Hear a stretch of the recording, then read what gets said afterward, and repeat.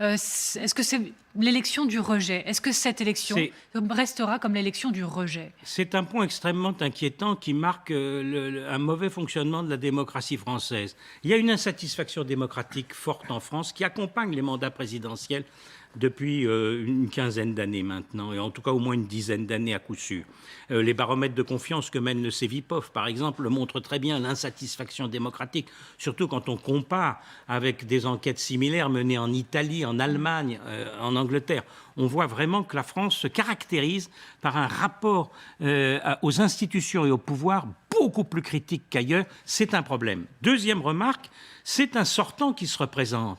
Et en situation d'insatisfaction démocratique, vous avez une prime à l'entrant. C'est-à-dire que quand vous êtes candidat pour la première fois, sans avoir exercé la fonction présidentielle, situation de Macron en 2017 par exemple, ou de Sarkozy d'une certaine façon en 2007, qui avait joué l'entrant par rapport à Jacques Chirac dans une grande distance qu'il avait prise durant tout le quinquennat Chirac, on ne vous dit pas, on ne vous croit pas, ce que vous racontez, pourquoi vous ne l'avez pas fait, vous avez dirigé la France d'une façon qui ne nous plaît pas, on ne croit pas à votre programme et compagnie. Donc le sortant a une difficulté. Et pourtant, je ne crois pas que nous soyons face à deux rejets, Amélie. Je dirais qu'il n'y a pas de rejet envers Marine Le Pen aujourd'hui. Il y a un rejet envers Emmanuel Macron de sa personnalité et son parcours des 5 ans chez beaucoup de Français. Il y a beaucoup moins de rejet aujourd'hui pour Marine Le Pen, dont l'image s'est considérablement améliorée, qui a adouci son image. En revanche, il y a un refus. C'est rejet contre refus. C'est refus de voir Marine Le Pen accéder à la présidence de la République compte tenu de tous les problèmes que nous soulignons.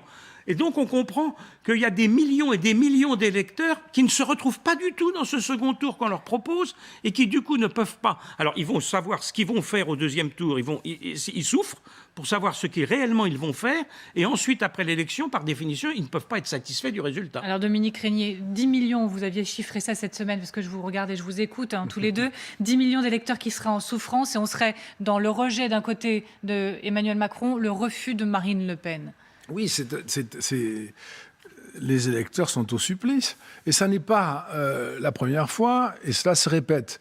Et donc, en effet, cette élection présidentielle, désormais, on peut le dire, parce que nous sommes suffisamment avancés pour le voir, sera une étape de plus dans au fond, déstructuration, une dégradation de notre démocratie, et un jeu électoral qui, presque systématiquement, amène les électeurs à un vote de plus en plus contraint au second tour.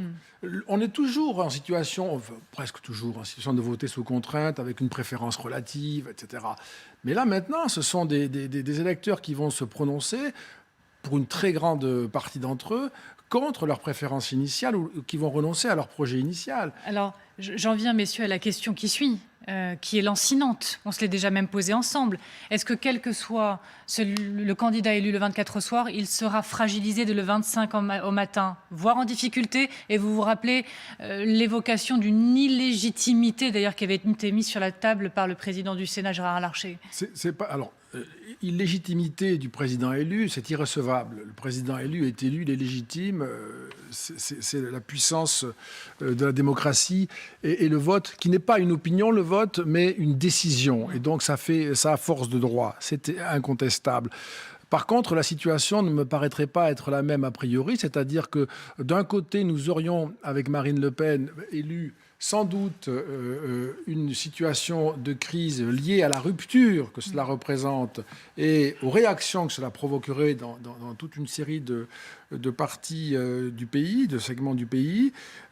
Avec Emmanuel Macron, nous aurions sans doute une réélection fondée sur une forme de frustration, parce que l'idée d'une nouvelle direction a pu germer dans beaucoup d'esprits, mais au fond tempérée par une forme d'assurance et de relative sécurité, de continuum, qui, pour n'être pas enthousiasmant pour certains électeurs, n'en est pas moins rassurant. Et donc c'est quand même des situations qui ne sont pas exactement les mêmes, tout en marquant mon accord avec votre hypothèse qui sous-tend votre question, qui est qu'il va, au sortir d'une élection présidentielle comme celle-là, alors que l'élu sera légitime, certainement, du point de vue, je dirais, de la démocratie, il y aura une grande difficulté à gouverner, parce que nous avons assisté à une élection qui c'est accompli sous contrainte maximale. Jérôme Jaffray, en difficulté, même contesté dès le 25 au matin. En tout cas, parfaitement d'accord sur l'idée de la légitimité de celui ou de celle qui sera élu.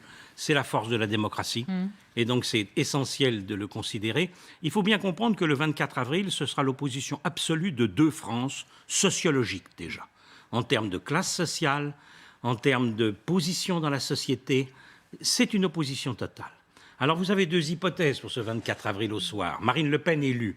Il y a un effet de sidération qui saisira le pays dont on peine à imaginer ce qu'il sera. Et l'Europe. Et l'Europe, et puis beaucoup d'inquiétudes aussi. Mais qu'est-ce qui va se passer? Comment ça va marcher? Comment va-t-elle faire? Parce que le pronostic, certainement jusqu'au bout, sera favorable à Emmanuel Macron. Donc, sidération et stupéfaction. Si Emmanuel Macron est réélu, hypothèse plus plausible, mais nous devons envisager les deux, bien entendu, c'est notre travail d'analyste, le sentiment d'une partie du pays d'être méprisé encore pendant 5 ans par le pouvoir politique et son président, c'est une menace très sérieuse. Et donc, Emmanuel Macron devra certainement tirer des conclusions sur ce sujet, parce qu'il y a quelque chose, du coup, qui ne fonctionne mal. La fonction de la présidentielle, si ça marche bien, c'est que le camp vaincu accepte sa défaite et considère que la démocratie a joué. Souvenons-nous en 1974 de Giscard Mitterrand, 50,8, 49,2. Eh bien, personne le lendemain, alors que c'est le scrutin le plus serré de toute l'histoire électorale française, personne ne conteste la victoire de Giscard, qui ensuite peut présider et décider de ce qu'il fera. Si nous sommes dans la situation où vous avez 10 millions de Français qui ont souffert pour le second tour, 10 autres millions qui considèrent qu'ils sont méprisés dans le pays, vous vous rendez compte de la situation dont on hérite? Et là, ce serait la tâche du président de recoudre le pays après cela. Alors, pour aller